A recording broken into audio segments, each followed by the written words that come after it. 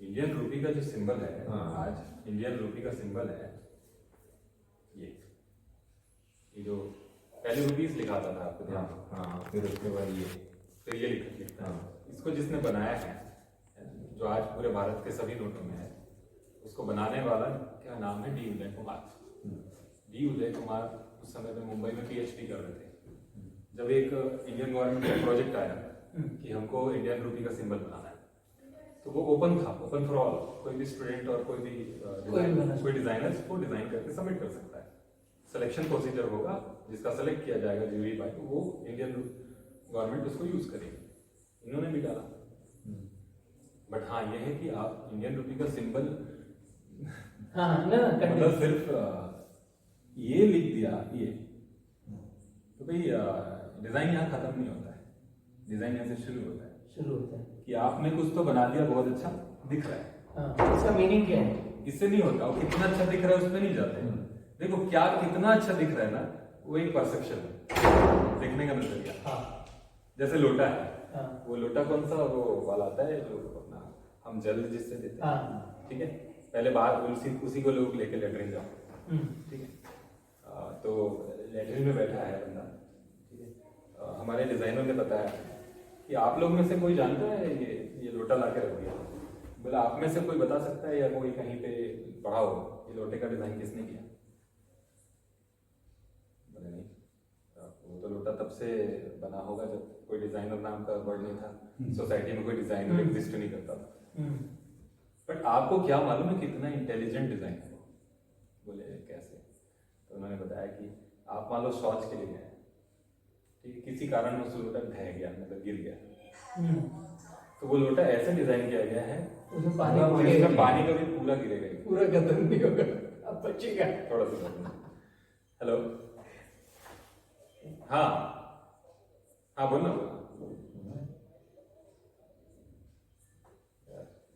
इसमें तो तुमने दिया था कुछ भी नहीं है, इसमें सिर्फ एक माइंड है। हाँ है यार, हाँ।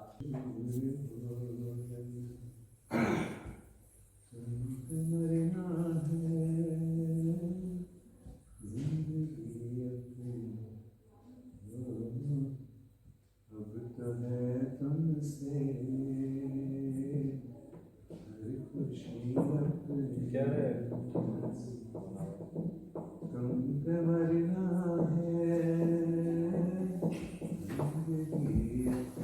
आप नहीं करते जो? हाँ, तो मैं बता रहा था कि लोटा पानी बच गया, तो बोला वो मतलब ये वो डिजाइनर नहीं था जो उसने बनाया, उसने सिर्फ एक प्रॉब्लम सॉल्व किया, ठीक है? ये प्रॉब्लम सॉल्विंग एटीट्यूड है, कुछ नहीं। तो उसी तरीके से जब भी आप कुछ क्रिएशन बनाते हो, तो you should have proper justification. ये सिर्फ अच्छा दिख रहा है, ये मेंटल परसेप्शन है। लोटा अच्छा है, लोटा है अच्छा, जिस दिन आपको उसका यूजफुलनेस पता चल जाएगा, उस दिन आपका परसेप्शन ही बदल गया। अब वो गंदा दिख रहा है कि अच्छा दिख रहा है, वो उसके यूजफुलनेस पे है। ठीक उसी तरीके से जैसे तब तक हम किसी चीज को वीड कहते रहते हैं, जब तक उसका इंपॉर्टेंस पता नहीं चलता, और वही वीड एक दिन वीड से हर्ब में बदल जाता है, शब्द मात्र का फेर है। ठीक वैसे ही इस दुनिया में हमारा देखने का परसेप्शन है, सब चीज अच्छा बुरा, गंदा सुंदर, ये सब। वैसे अभी हम लोग लोटे की बात कर रहे थे, तो मुझे एक स्लोगन समझ में आया कि लोटा बेचना होगा।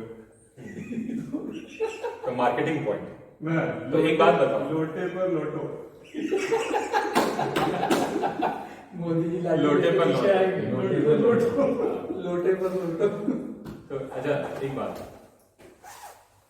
अब देखिए उपद्रव कहाँ शुरू होता है? जहां हम अनसाइंटिफिक हो जाते हैं। आप बताइए लकड़ी जलाने से प्रदूषण होता है कि एलपीजी जलाने से? मुझे पूरा पता नहीं। प्रदूषण किसको कहते हैं पहले बताइए? प्रदूषण मेरे इसमें जो ह्यूमन बॉडी में है कि ऑक्सीजन ज्यादा जहां जल रही है वो चीज गड़बड़ हो रही है, क्योंकि कार्बन को तो पौधे सृजन करेंगे, ये कार्बन को सक करेंगे, सक करेंगे, वो शब्द गलत हो गया। वही आई वाज सरप्राइज्ड कि तरफ आप बोल रहे हो कि लकड़ी मत जलाओ और एलपीजी जलाओ। जी। एलपीजी जलाओ तो, लेकिन एलपीजी जब जलाएंगे तो उससे क्या गैस निकलेगा? और एलपीजी जलाएंगे तो एलपीजी कहाँ नहीं चलते हैं? हाँ, नहीं एलपीजी हम ले कहाँ से उसका रिसोर्स क्या है? हाँ, very very difficult, I mean बड़ा अनसाइंटिफिक है उसको। जबकि मैं बताता हूँ, लकड़ी हवन में भी जलाया जाता है, तो लकड़ी तो हवन में जलाया जाएगा, प्रदूषण क्यों नहीं होता? जबकि हवन तो प्रदूषण को समाप्त करता है। ये कैसे हो गया? आपका साइंस कैसे फेल हो रहा है? उल्टा हो गया, ये तो साइंस का। हाँ, क्यों? नहीं देखो, लकड़ी जलाने को अपराध बोध से जोड़ते हैं और पेट्रोल डीजल जलाने को अपराध बोध से नहीं जोड़ा जाता। यही बात कहना चाह रहा हूं सर, कि अपनी परंपरागत ज्ञान को जब छोड़ देता है जो समाज, उसका पतन निश्चित है। अब पूरे गांव में एलपीजी बांटा जा रहा है और पूरा गांव आत्मनिर्भर था अपने फ्यूल के लिए। और वो उसका फ्यूल प्रकृति से मिलता था। उसके महज एक घर में एक बबूल का वृक्ष है, उसके साल भर का लकड़ी देता है उसको। उसके खेतों का वृक्ष साल भर का लकड़ी देता है उसको। और एक बात बताइए, जलता है तो क्या निकलता है? जिसे हम धुआं कहते हैं, जो लकड़ी से निकलता है, वो धुआं प्रदूषण नहीं फैलाता तब तक जब तक वो कंट्रोल्ड लेवल, क्योंकि वो प्रदूषण जैसा उसमें कुछ है ही नहीं। जो धुआं है वो जल का अंश है, वो जल तत्व है। जो राख है वो मिट्टी तत्व है। अग्नि तो अग्नि है, अग्नि सूरज से मिलता है, जो जहां से आता है वो वहीं चले जाता है। ये प्रकृति का नियम है। आप कभी भी आग लगाओगे तो अग्नि ऊपर की तरफ जाता है और धुआं ऊपर की तरफ क्यों जाता है? क्योंकि जल ऊपर से ही आया है और अग्नि ऊपर से ही आई है, इसलिए वो ऊपर की तरफ जाता है। और मिट्टी नीचे से आया है तो मिट्टी नीचे की तरफ जाता है। पंचतत्व जो जहां से आया वो वहीं एक हो जाता है। तो आप बताइए ये प्रदूषण कैसे हुआ? एलपीजी पंचतत्व था, कंपोस्ट फॉर्म में डिकम्पोज हो गया। जहाँ पेट्रोलियम है ना, उसके ऊपर पहले एलपीजी, उसके नीचे पेट्रोल। तो किसी भी हालत में जब पेट्रोल निकालते तो वो तो निकलेगी, रिलीज होगी, है ना? उसको ये बॉटलिंग करते हैं या उसको ऐसे बॉम्बे हाई देखते हैं अगर हम फोटो, तो उसके ऊपर आग जलती रहती है। रिफाइनरीज के ऊपर आग लगी रहती है, टॉप पे लगी रहती है। टॉप पे आज तेल के कुएं खनन तो हो रहे हैं पूरे विश्व में तेल बांटने के लिए। हाँ, 100 में मैंने लोकेशन भेजा, मिला है, भेज तो दिया है मैंने। अरे दूसरा नंबर है।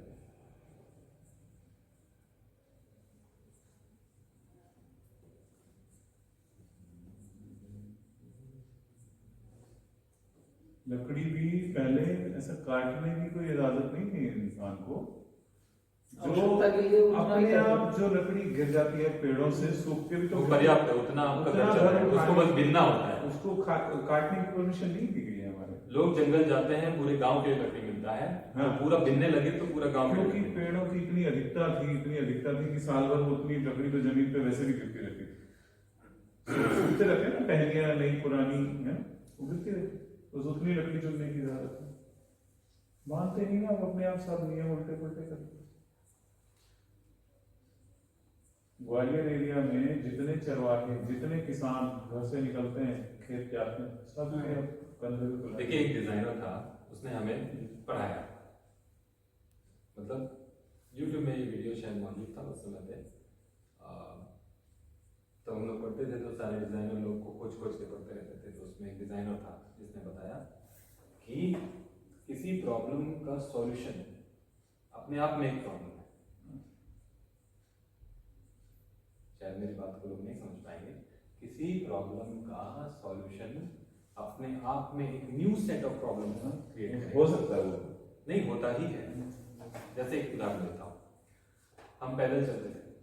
पैदल चलना जब लोगों को प्रॉब्लम लगने लगा कि अरे दूरी बहुत है और बहुत थकान होता है, किसी के दिमाग में आया क्यों ना साइकिल बना ले, पहिया बना लो, क्यों ना पहिया बनाए। तो एक हिसाब से एक तरफ सोसाइटी ये सोच रही कि वो इनोवेशन है, ठीक है, लेकिन वहां से उपद्रव स्टार्ट हुआ। अब वो साइकिल में चलने के बाद, क्योंकि उसको परहेज था पैदल चलने से, उस साइकिल में चलने लगा। कुछ दिन में उसको ऐसा लगने लगा ये जो दो पहिए हैं इसको पैडल मारना पड़ता है, बहुत मेहनत लगता है, क्यों ना इसमें मोटर लगा दें। अब मोटर लग गया तो ये मोटर किससे चलेगा? फ्यूल से। अभी फ्यूल आ गया, अब उसको दो पहिए भी कम लगने लगे। तो ये दो पहिए में अकेला मैं बैठता हूँ, मेरे साथ मेरी फैमिली भी बैठ जाती तो कैसा रहता। अब उसने कार बना लिया। आप समझे कि हर बार एक हिसाब से तो बनाने वाला एक इनोवेटर कहला रहा है, उसको सोसाइटी एक वैज्ञानिक मान रही है, एक प्रॉब्लम सॉल्वर कह रही है, लेकिन जब जब वो प्रॉब्लम सॉल्व कर रहा है एक new set of problem create कर रहा है। वो तो सोसाइटी को एक समाधान दे रहा है, लेकिन समाधान के साथ एक समस्या खड़ी हो रही है। राइट? हम रोड बनाते हैं, हम हमारे विकास का पहला शब्द रोड से शुरू होता है। मतलब एक विकास का KG1 रोड को बोलते हैं। रोड बना मतलब विकास हुआ। अगर रोड नहीं बना है तो हम उसको बोलते हैं अविकसित है ये जगह, ये तो अब पिछड़ा है। राइट? सबसे पहले हम रोड बनाते हैं, फिर रोड बनने के बाद फिर लाइन से उसके बगल में बहुत सारे होटल्स खुलेंगे और फिर वहां पे फैक्ट्री भी आएगी और वो जमीन का रेट रातों रात कहीं गुना हो जाएगा और बड़े धनाढ़ लोग वहां पे जमीनें खरीदेंगे और वहीं पे फैक्ट्री लगाएंगे, क्योंकि अरे रोड है मेरे, क्योंकि उसको कम्युनिकेशन के लिए ठीक रहेगा, ट्रांसपोर्टेशन के लिए ठीक रहेगा। और वहां से फिर उपद्रव शुरू होता है। अब वो उपद्रव कभी नहीं रुकता, ध्यान रखना, कभी नहीं रुकता। वो उपद्रव एक दिन दिल्ली का रूप लेता है और तब भी नहीं रुकता, तब तक नहीं रुकता जब तक प्रकृति स्वयं उसको रोकना दे। तो आज मैं ये बताना चाह रहा हूं आपको कि समग्र रूप से जब तक हम नहीं समझेंगे एक बात, ये सारी गलती भी हमारी करी धरी है। जो जरावा आदिवासी, जो हम लोग उस दिन फोन पे बात कर रहे थे, जो जरावाज हैं अंडमान में, उन्होंने अपने आप को बिल्कुल काट दिया सोसाइटी से। ठीक, काटा नहीं, वो आया ही नहीं, वो आया ही नहीं, काटा आया ही नहीं। मतलब हमारी दृष्टि में उन्होंने काट दिया ना। हम इधर से एक ही बात है, इधर से हम देखेंगे तो उन्होंने काट रखा है। मतलब एक सही शब्द बोला कि उन्होंने इस डेवलपमेंट को रिजेक्ट कर दिया और उन्होंने इतना मजबूती से इस बात को रखा है, अपनी बात को, कि हमें तुमसे कोई कम्युनिकेशन। लेकिन यार लेकिन सैल्यूट करना पड़ेगा कि इस दौर में भी वो जीवन शैली को बचा सोचो उनके पास करेंसी नहीं है, उनके पास कोई रुपया नहीं। यही तो गड़बड़ है अपने पास। हमारे पास ये तो गड़बड़ है। आपने और मेरे को कोई फर्क नहीं। आपके पास ज्यादा पैसा, मेरे पास कम पैसा, लोग हो गया समाज के नीचे। इसके अलावा अंतर क्या है? पैसे से अंतर आया, किसी और चीज से आ गया अंतर में अंतर। मुख्य जात बिरादरी, उसको एक बार को भूल जाओ। मार्क्स ने कहा दुनिया में दो ही धर्म, एक अमीर एक गरीब, बस। पूरा दुनिया में दो ही क्लास है, एक अमीर एक गरीब, बोलो बस। और कुछ है ही नहीं, पूरा तीसरी। और जो अमीर है दिन प्रतिदिन अमीर ही होता जा रहा है, और जो गरीब है दिन प्रतिदिन गरीब है। मैं सबसे ज्यादा उन जरावा आदिवासियों की इज्जत करता हूँ, सबसे ज्यादा, जिन्होंने ये फैसला कर लिया कि हेलीकॉप्टर लेके आएंगे तो हम तीर चलाएंगे। उनके पास गोली बंदूक है, हमारे पास सिर्फ तीर है। तो तीर चला के अपना विरोध जताते हैं कि मत आओ हमारे पास, मत आओ हमारे पास, मत आओ। राजीव जी, पूरा जो नक्सल उनसे मिला जा सकता है, मिला जा सकता है उनसे। वो जाते ही तीर मारते हैं। वो एक डॉक्टर गया था वहां पे, बड़ी मुश्किल से। आप उनके बीच में ही रह रहे हैं, अब वो इधर नहीं आता है। नहीं, जरावाज के बीच में कोई नहीं है। जो जरावाज है ना, उन्होंने किसी को नहीं आने दिया। आपकी बात मैं नहीं काटूंगा, आज तक कंटिन्यू कर दीजिए। आज तक ये नहीं पता चला कि उनकी गिनती 150 है कि 200 है कि 100। आज तक इतना नहीं पता चलता। असल में उनकी स्टोरी, उनका ब्लड, उनका जो है उनके अंदर क्या था, उनका DNA और उनका ब्लड की टेस्टिंग और उनका सारा जो डेटा जो दिया, जो वहाँ डॉक्टर गया था। मैं हो सकता है कि 1-2 दिन में आपको नाम कंफर्म करके बता। एक बार कोई गया है, एक बार आज किसी ने संपर्क किया हमसे, लेकिन 30-40 साल पहले। और वही है वो भी वापस नहीं आए। और सैंपल वगैरह, और वो जो है, जो आज हम जितना जानकारी उनके बारे में जान पा रहे हैं, उसकी वजह वो है, उनके साथ हो गए हैं। उन्होंने इतना समझा दिया है कि हम लोगों को समझा दिया है कि यहाँ आना नहीं है, और उन लोगों को समझा दिया है कि वो यहाँ नहीं आएंगे, लेकिन ये चीज वहां तक जाने दो जानकारी। तो वो जानकारी जो है, जो आता है पोस्टमैन, उसको रोकते नहीं है। नहीं वो नहीं उन आप, लोगों को- अरे नहीं आप नहीं वहाँ एक कम्युनिटी नहीं है ना। आप जब अंडमान निकोबार की जब बात कर रहे हैं, वहाँ सिर्फ एक कम्युनिटी नहीं है, वहाँ 3 4 5 ऐसी तो टापू है ना एक पूरा। हाँ हाँ, इसमें जिन लोगों की मैं बात कर रहा हूँ उनके बारे में किसी को आज तक ये नहीं मालूम कि वो कितने हैं, और वो किसी हालत में किसी को अपने यहाँ आने नहीं देते। अभी जब वो आई थी सुनामी, तो भारत सरकार ने हेलीकॉप्टर भेजा था कि ऊपर से उनकी पोजीशन देखो, कुछ सामान गिराओ, राहत सामग्री में। उन्होंने नीचे से तीर मारे हेलीकॉप्टर कि दफा हो जाओ, हमें कुछ नहीं। तो उनका संकल्प कितना मजबूत है कि वो अपनी आइडेंटिटी को, या वो जानते हैं कि इनका आना मतलब उपद्रव है, आना मतलब एक बार एंट्री मतलब कभी एक बार नहीं करते। और पता क्या है कि जब मैं बिल्कुल कट के रहता हूँ, जब मैं बिल्कुल अलग रहता हूँ, तो मेरा शरीर की रेजिस्टेंस खत्म हो जाती है। उनके शरीर में हमारे बीमारियां झेलने की रेजिस्टेंस नहीं है। हमारा उनके घर के दरवाजे तक जाना उनकी मौत का कारण बन सकता है, क्योंकि वो 60,000 साल से अलग रहे हैं, 60,000 साल से। उनका डीएनए स्ट्रक्चर और सब सिस्टम वो है, उन्होंने वो बीमारियां देखी नहीं है जो हमें हैं। आज वर्तमान में है। तो इसलिए भी उनके पास, उनके यहाँ जाना उनकी हत्या करने के समान है।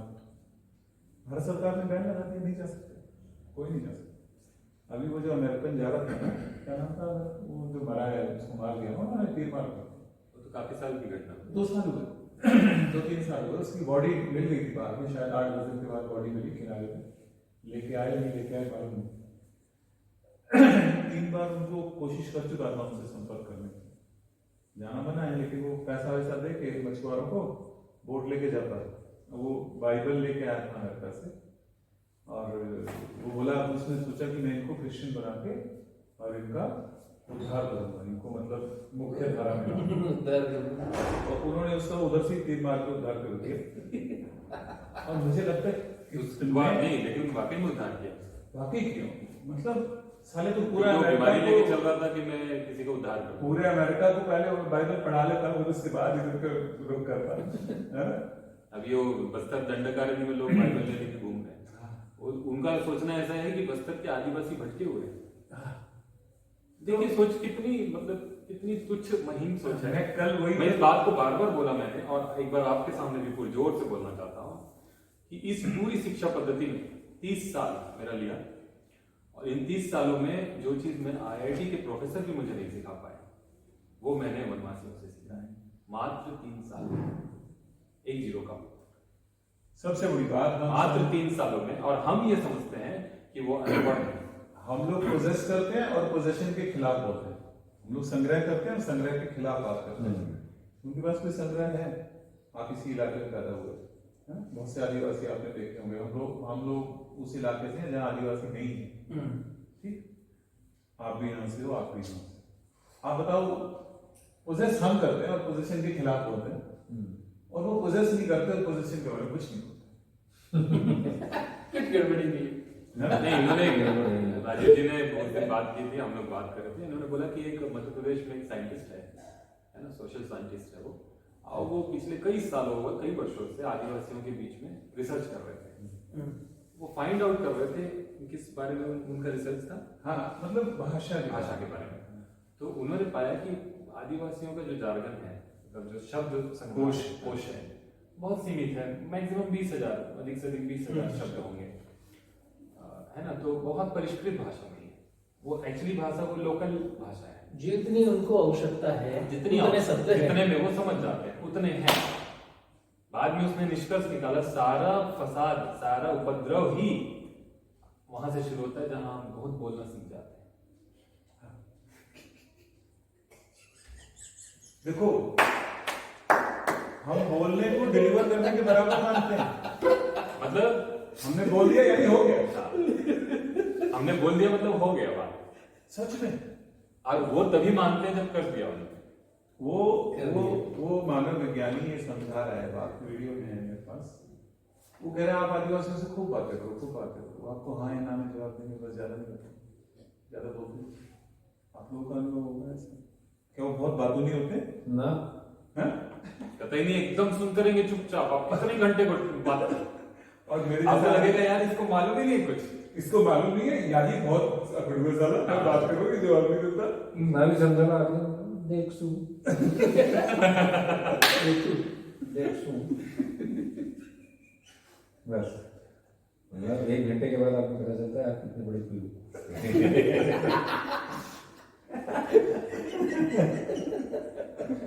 तो वो एक किसी ने कहा भी जिनको कुछ ना चाहिए वो सालन के साथ, मतलब वो राजाओं के राजा है जिनको कुछ नहीं है।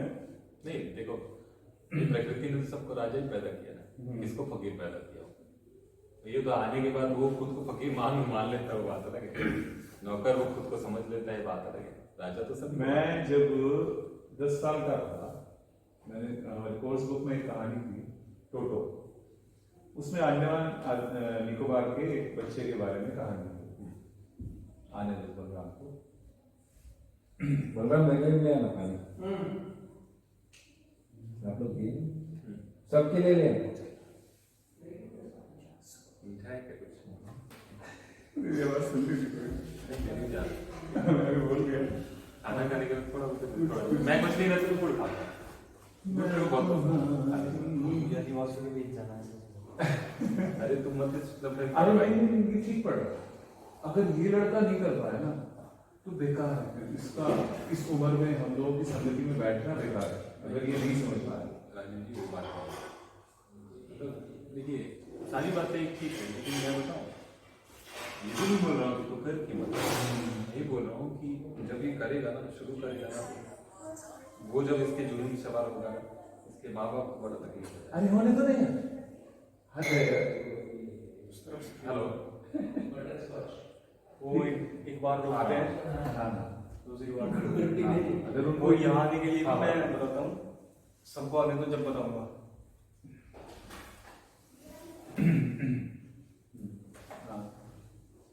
जैसे यहाँ आ रहा था मैं अभी, तो दिल्ली में आप देखा होगा कि आंदोलन बढ़ता जा रहा था।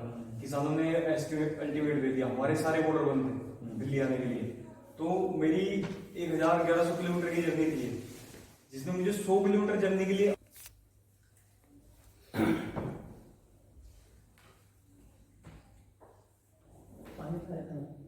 हाँ, मुझे आईटी में एकमात्र प्रोफेसर वो मिला जिससे मैं सीख पाया जी एकमात्र प्रोफेसर मिला वो आईटी में जिससे मैं सीख पाया।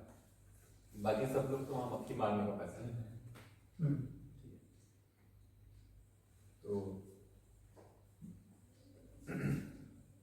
वो क्लास कैसे लेते थे बताएंगे? हाँ बच्चों को ग्राउंड में पहुंच जाना 5 बजे सुबह, ठीक है, बस इतना ही बोलते थे। फिर ग्राउंड में सब पहुंच जाएंगे, फिर सबको वॉलीबॉल खिलाते थे, फिर सभी वो वॉलीबॉल खेलते थे।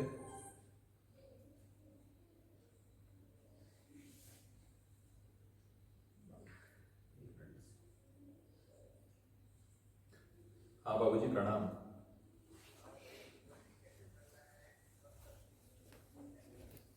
बाबूजी बस ये समझ लीजिए कि